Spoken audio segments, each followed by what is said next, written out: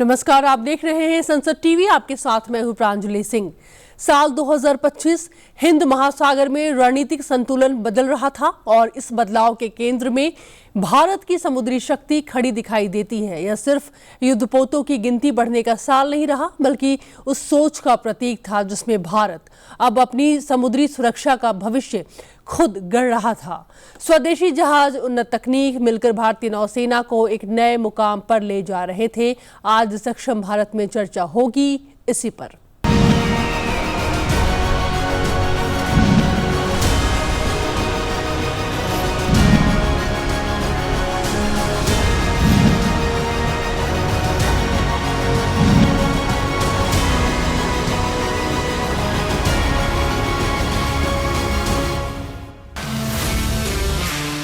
आपके लिए ही कहा गया है, चलो नई मिसाल हो, बढ़ो नया कमाल हो, झुको नहीं, रुको नहीं, बढ़े चलो, बड़े चलो।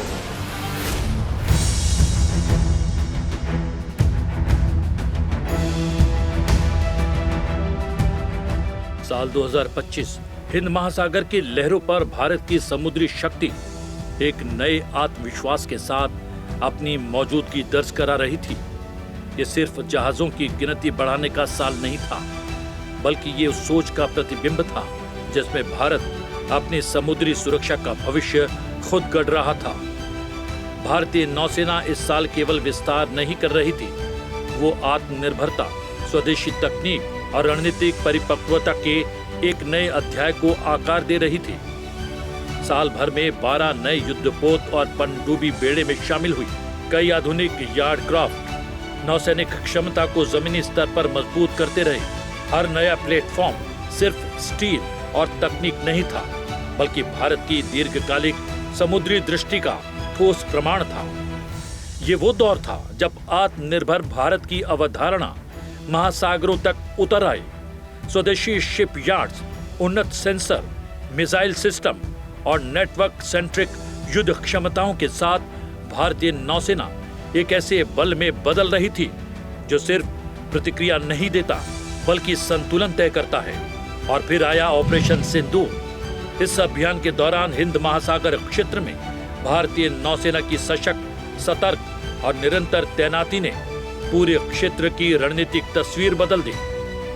समुद्र में भारत की मौजूदगी इतनी निर्णायक थी कि पाकिस्तानी नौसेना अपने ही तटों तक सीमित होकर रह गई।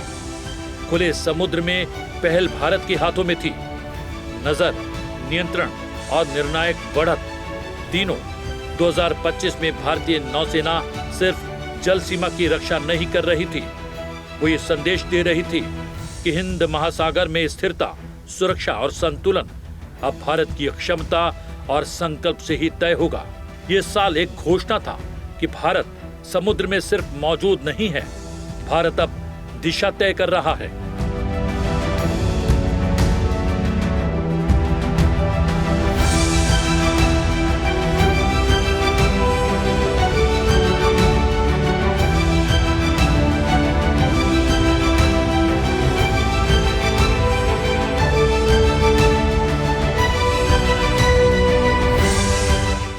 We reaffirmed our commitment, our readiness, our capability, and most importantly, our deterrence potential of our Navy. Much has been spoken about that, including during those 4 days and thereafter. So all of you are aware, and it is also there in the open domain. Suffice to say that the aggressive posturing and the immediate actions which we took, including the deployment of carrier battle group in the northern Arabian Sea, forced the Pakistan Navy to remain either in their ports or airports or close to Makran coast, and they never ventured out. So that was the role which the Navy played, and as has also been reported, that the Navy were ready to do what was demanded. उठा तिरंगा सीने में जब जल थल नभ में पुकार हुई, सिंदूर की लाली चमक उठी, प्रतिशोध की सीमा पार हुई। शक्ति और सामर्थ्य को लेकर भारत की परंपरा रही है ज्ञानाय दानाय च रक्षणाय, अर्थात हमारा विज्ञान, हमारी समृद्धि और हमारी ताकत मानवता की सेवा और मानवता की सुरक्षा के लिए होती। आज जब इंटरकनेक्टेड वर्ल्ड में देशों की अर्थव्यवस्था और प्रगति समुद्री रास्तों पर निर्भर है, तब भारत की नेवी ग्लोबल स्टेबिलिटी में अहम भूमिका निभा रही है।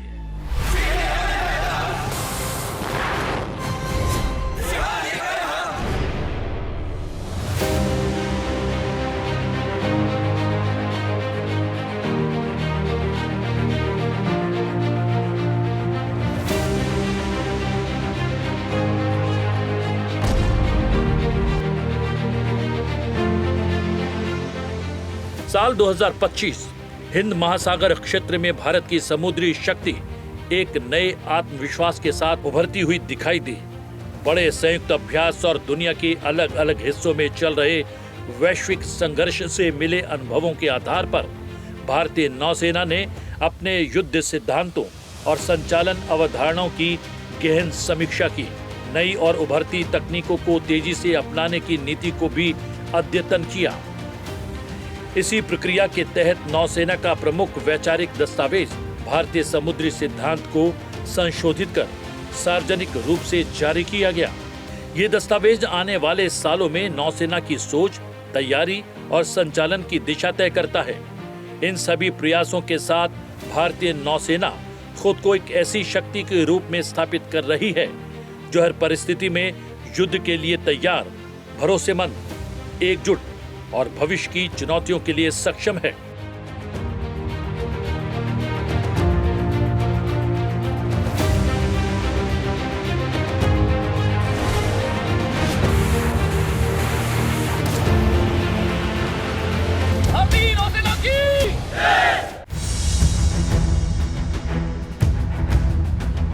जहाज निर्माण के क्षेत्र में भारत की यात्रा अपने आप में एक मजबूत कहानी है।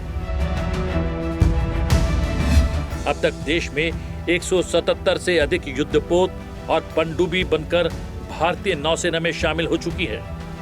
ये उपलब्धि दिखाती है कि भारतीय नौसेना देश के जहाज निर्माण उद्योग की रीढ़ बन चुकी है।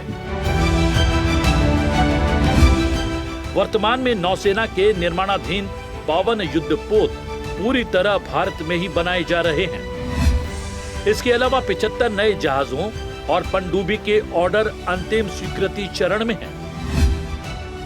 हथियार, सेंसर और अन्य उपकरण में अधिकतम स्वदेशीकरण पर लगातार जोर दिया जा रहा है ताकि तकनीकी आत्मनिर्भरता को और मजबूत किया जा सके। भारतीय नौसेना 2025 में केवल विस्तार नहीं कर रही थी, वह आत्मनिर्भरता और स्वदेशी तकनीक को अपनी शक्ति का आधार भी बना रही थी। साल भर में 12 नए युद्धपोत और पनडुब्बी बेड़े में शामिल हुए। हर नया प्लेटफॉर्म सिर्फ स्टील और मशीन नहीं था, बल्कि भारत की दीर्घकालिक समुद्री सोच का ठोस प्रमाण था।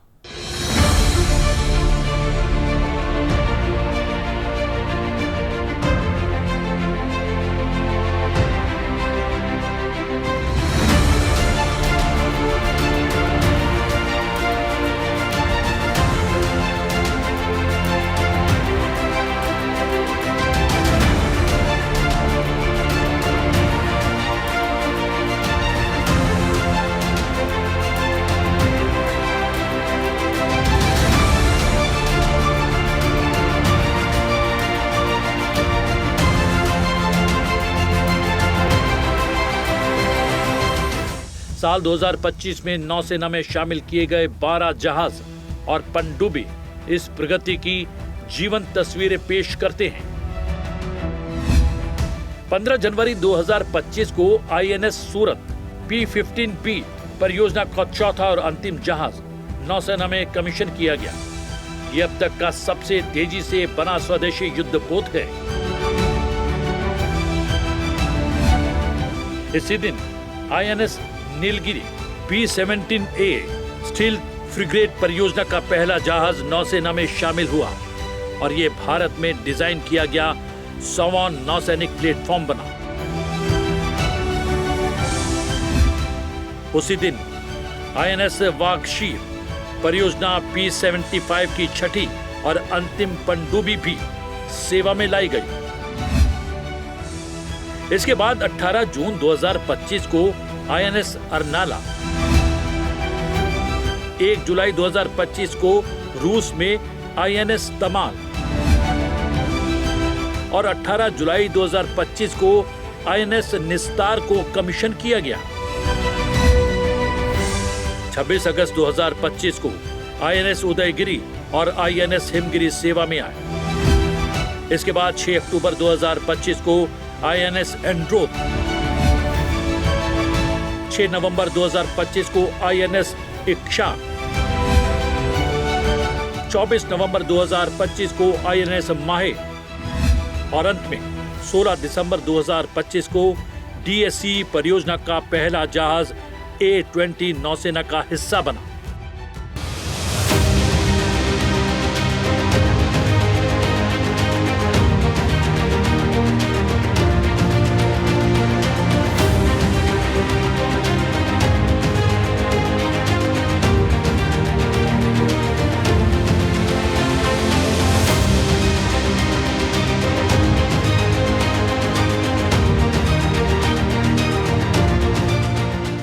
दो 2025 में भारतीय नौसेना की ताकत सिर्फ भारतीय जल सीमा तक सीमित नहीं रही। पूर्वी और पश्चिमी बेड़े दुनिया के अलग अलग हिस्सों में तैनात रहे। संयुक्त और त्रिसेवा अभ्यासों ने सैन्य तालमेल को नई मजबूती दी, जबकि बहुपक्षीय अभ्यासों के जरिए भारत एक भरोसेमंद वैश्विक समुद्री साझेदार बनकर आगे आया। इसी साल 5 नए जहाज भी लॉन्च किए गए जो आने वाले समय में नौसेना की ताकत को और बढ़ाएंगे।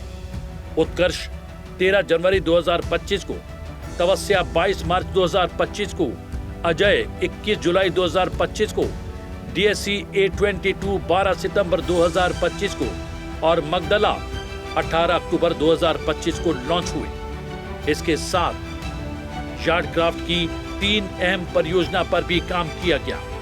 प्रशिक्षण और युद्ध अभ्यास के मोर्चे पर भी साल 2025 बेहद सक्रिय रहा।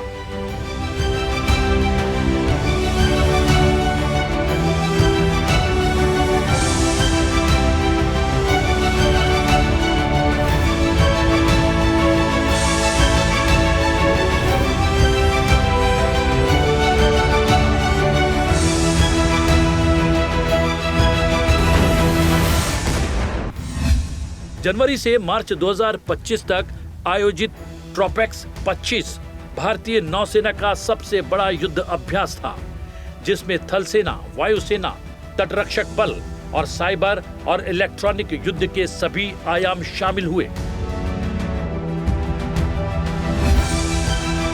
नवंबर 2025 में गुजरात में आयोजित त्रिसेवा अभ्यास 2025 ऐतिहासिक रहा, क्योंकि ये पहला अभ्यास था जिसमें तीनों सेनाओं ने शुरुआत से मिलकर योजना बनाई। टाइगर, ट्रैम्फ भारत अमेरिका संयुक्त त्रिसेवा मानवीय सहायता और आपदा राहत अभ्यास रहा, जबकि जल प्रहार के जरिए थल सेना को उभयचर युद्ध का प्रशिक्षण दिया गया।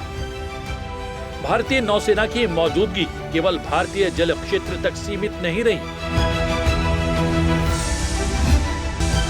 INS इम्फाल मॉरिशस के राष्ट्रीय दिवस समारोह में शामिल हुआ। INS तमाल ने रूस से भारत तक की अपनी पहली समुद्री यात्रा पूरी की। पूर्वी और पश्चिमी बेड़े दक्षिण पूर्व एशिया, अफ्रीका और यूरोप तक तैनात किए गए। प्रशिक्षण स्क्वाड्रन ने भी दक्षिण पूर्व एशिया और हिंद महासागर क्षेत्र में सक्रिय भूमिका निभाई। विदेशी नौसेना के साथ सहयोग को और मजबूत करते हुए भारतीय नौसेना ने 18 द्विपक्षीय और 8 बहुपक्षीय अभ्यास किए।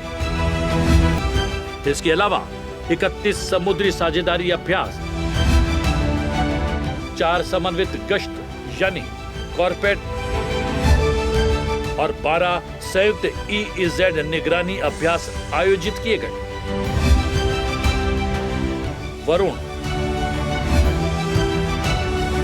इंद्र और बोंगो सागर जैसे ये अभ्यास इस अंतर्राष्ट्रीय सहयोग के प्रमुख उदाहरण बने।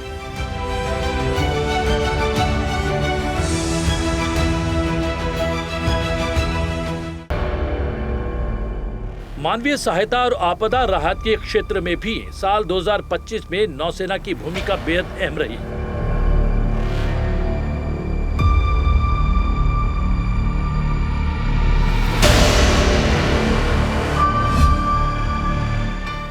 ईंधन, पानी और चिकित्सा सहायता उपलब्ध कराई गई। समुद्र में घायल नाविकों का इलाज किया गया। ऑपरेशन ब्रह्मा के तहत म्यांमार और थाईलैंड में आए भूकंप के बाद 512 टन राहत सामग्री भेजी गई। MEDAVAC अभियानों में ईरानी, पाकिस्तानी और अन्य विदेशी नागरिकों को समुद्र से सुरक्षित निकालकर समय पर उनका इलाज किया गया। नागरिक प्रशासन की सहायता में भी भारतीय नौसेना हमेशा आगे रही।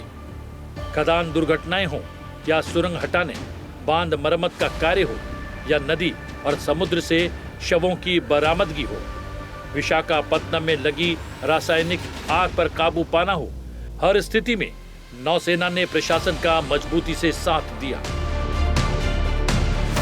Because of the devastating earthquake in our friendly foreign country, friendly neighbor, Myanmar, Operation Brahma was executed by the government of India, and the Navy came to action straight away. 5 ships were made ready, which delivered more than 500 tons, metric tons of relief material within 48 hours. On 25th of May, we again rescued 3 crew members from sunken tanker MSC Elsa 3. And on 9th June, we evacuated 18 crew members from Singapore tanker MV Van Hai 3. We also inserted the salvage team on the tanker under very severe wind and sea conditions. June, as you would know, Arabian Sea is very rough. And the insertion of the salvage team ensured that this motor tanker can be towed away from our coast, and thereby, of course, ensuring that our coast remain clean. And not to forget the ongoing Operation Sagar Bandhu in Sri Lanka post-cyclone Ditwa. Vikrant and Udagiri were the first to deliver the relief material to Sri Lankan authorities. They did it immediately, 12 tons of relief material, and helicopters embarked on Vikrant saved 8 lives of Sri Lankan nationals who were struck in flooded waters. The Navy also exemplifies India's humanitarian aspect. In crisis across the Indian Ocean region, it has acted as the first responder, evacuating citizens, providing succor, and delivering humanitarian assistance. I am happy to note that from natural disasters in the Indian Ocean to rescue missions in distant waters, the Indian Navy has become a symbol of reassurance and reliability. I am confident that new initiatives undertaken under the Sagar vision will enhance maritime domain awareness, provide humanitarian aid, and ensure security for the international maritime community. स्वदेशीकरण को बढ़ावा देने के लिए 17 प्रमुख स्वदेशी परियोजनाओं पर काम किया गया। 113 स्टार्टअप्स के साथ मिलकर 76 परियोजनाएं चलाई गईं। इसके अलावा 50 मेक इन इंडिया परियोजनाएं और R&D मार्ग से 154 परियोजनाएं शुरू की गई, जिनके लिए कुल 112.63 करोड़ के अनुबंध किए गए। अंतर्राष्ट्रीय सहयोग के तहत INS सुनैना यानी IOS सागर ने कई अफ्रीकी देशों की यात्रा की और ICAM 2025 भारत अफ्रीका समुद्री सहयोग कार्यक्रम के रूप में आयोजित किया गया।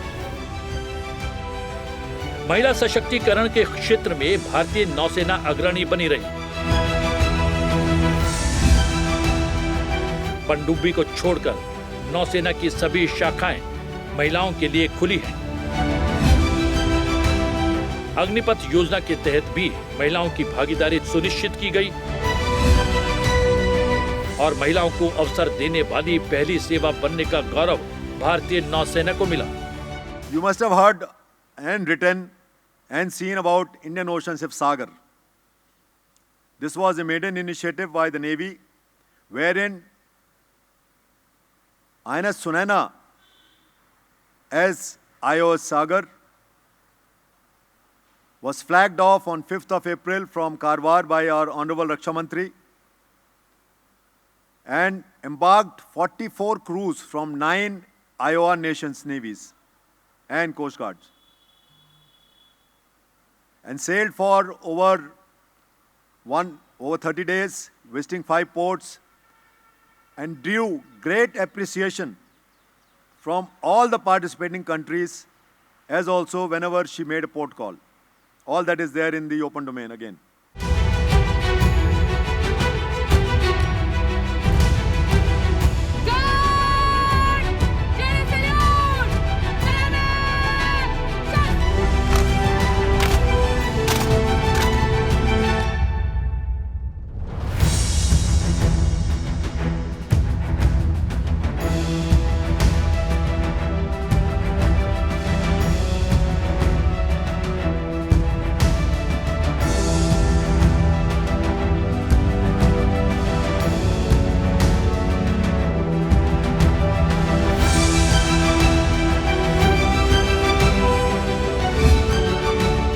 डिजिटल इंडिया पहल के अंतर्गत सशस्त्र बल सुरक्षित एक्सेस कार्ड AFSAC के माध्यम से 90,000 से अधिक कर्मियों का पंजीकरण किया गया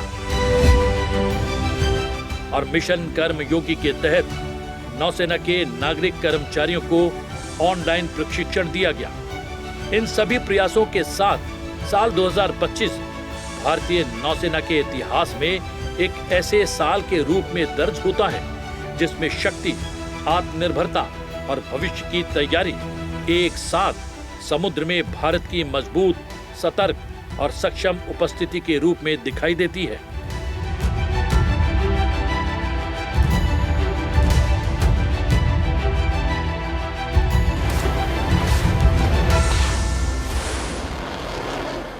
2025 वह साल था जब समुद्र ने भारत की रणनीतिक आवाज को और अधिक बुलंद तरीके से सुना। भारतीय नौसेना अब सिर्फ सुरक्षा की जिम्मेदारी नहीं निभा रही थी, वह हिंद महासागर में स्थिरता और संतुलन की धुरी भी बन चुकी थी।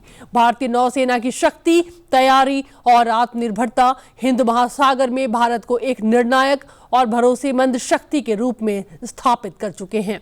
आज के लिए सक्षम भारत में इतना ही। आप देखते रहे संसद टीवी। नमस्कार।